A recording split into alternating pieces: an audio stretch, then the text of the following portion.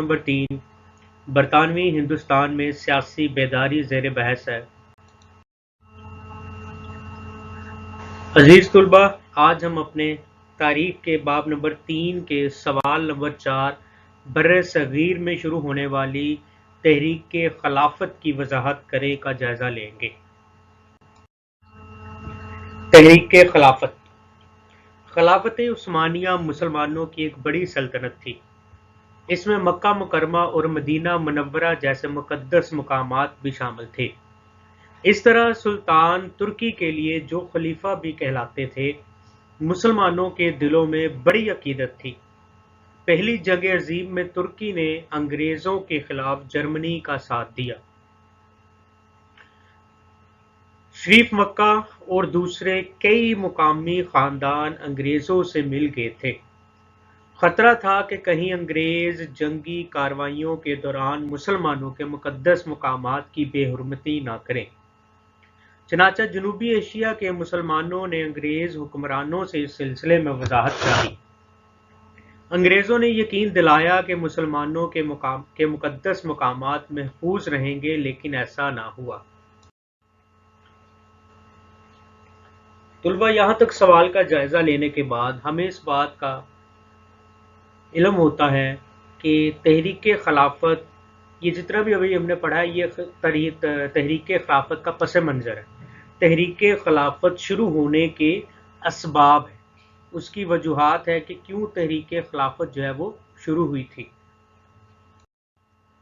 تو مسلمانوں کی ایک بہت بڑی سلطنت، جسے سلطنت عثمانیہ، خلافت عثمانیہ کے نام سے جانا جاتا تھا، جس میں مکہ مکرمہ اور مدینہ منورہ جیسے بھی عظیم مقامات اس میں شامل ہوتے ہیں۔ تو بچے، جب پہلی جنگ عظیم جو ہے وہ لڑی گئی تھی، اس میں کیا ہوا تھا، چونکہ یہ ترکی کے اندر آتی تھی، تو ترکی نے جو ہے وہ انگریزوں کے خلاف جا کر جرمنی کا ساتھ دینے کا سوچا۔ تو اس وجہ سے جو ہے وہ مسلمانوں کو اس بات کا خطرہ ہو گیا کہ کہیں مسلمانوں کے مقدس مقامات کی بے حرمتی نہ کرے۔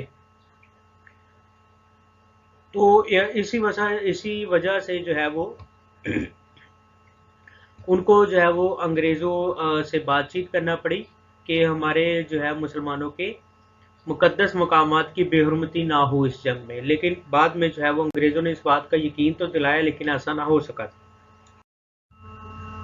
اسی سوال کو مزید آگے پڑھتے ہیں۔ اسی صورتحال سے بر صغیر کے مسلمان تڑپ اٹھے تھے۔ اب یہ صورتحال کون سی تھی؟ کہ مسلمانوں کے مقدس مقامات کی بے حرمتی نہ ہو، لیکن ایسا نہ ہو سکا تھا، ٹھیک ہے۔ انہوں نے ترکوں کی حمایت میں تحریک چلائی، جو کہ تحریک خلافت کے نام سے یاد کی جاتی ہے۔ مجلس خلافت کا قیام ستمبر 1919 کو عمل میں لایا گیا۔ اس کا مقصد یہ تھا کہ ترکی کی علاقائی سالمیت و خلافت برقرار رہے اور مقامات مقدسہ اس کے پاس رہیں۔ جب ہندوؤں نے دیکھا کہ مسلمان ایک عظیم اور پرجوش تحریک چلا رہے ہیں، تو گاندھی نے انگریزوں کے خلافت میں مسلمانوں کا ساتھ دینے کا اعلان کیا۔ وہ محض مسلمانوں کی توانائی کو ہندو مقاصد اور ذاتی شہرت کے حصول کے لیے استعمال کرنا چاہتا تھا۔ تحریک میں مولانا محمد علی جوہر اور ان کے بھائی مولانا شوکت علی پیش تھے۔ دونوں بھائی علی برادران کے نام سے مشہور تھے۔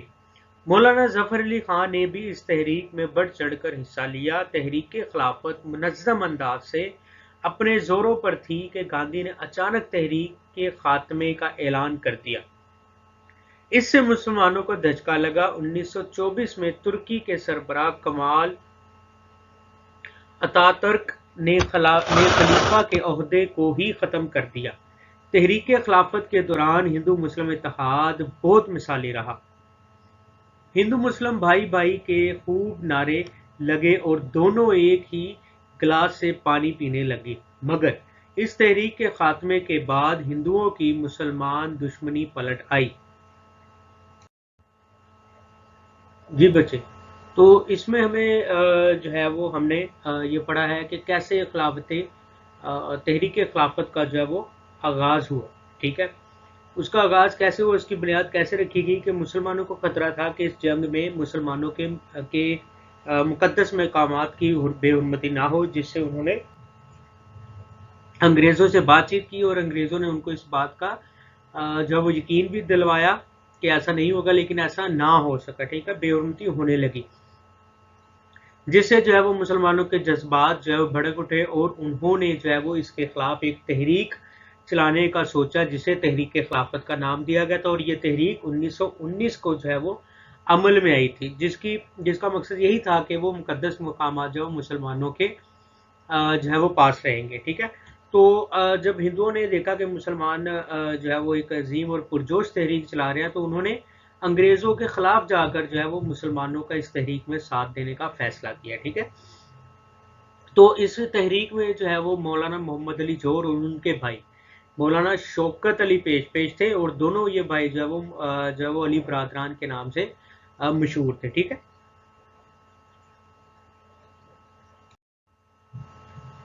اور اس کے بعد کیا ہوا کہ جب جو ہے وہ گاندھی نے اچانک جب اس تحریک کا جو ہے وہ خاتمے کا اعلان کر دیا، تو اس سے جو مسلمانوں کو بہت نقصان ہوا۔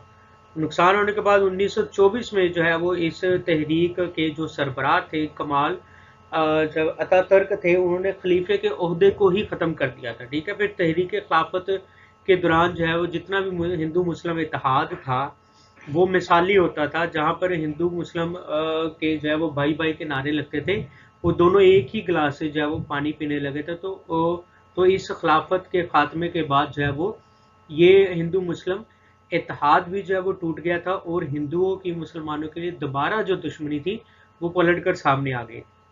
تو یہ بچے آج کا ہمارا سوال تھا کہ تحریک خلافت کیا تھی، کیسے شروع ہوئی، اس کے اسباب کیا تھے، وجوہات کیا تھی اس کو بنانے میں، اور اس کے کام کیا تھے، اس کے مقاصد کیا تھے، ٹھیک ہے۔ تو امید کرتا ہوں آج کا سوال بھی آپ کو جو ہے وہ سمجھ آ گیا ہوگا، اور آپ نے بچے اس کو اپنی نیٹ نوٹ بکس پہ بھی لکھ لینا ہے۔ تو اسی کے ساتھ جو ہے وہ آج کا ہمارا یہ لیکچر جو ہے وہ اختتام پذیر ہوتا ہے۔ تو انشاءاللہ تعالیٰ کل جو ہے وہ آپ سے ایک نئے سوال کے ساتھ جو ہے وہ دوبارہ جو ہے وہ بحث کا یہ سلسلہ شروع کیا جائے گا۔ تب تک کے لیے اپنا بہت خیال رکھیے گا بچے، اللہ حافظ۔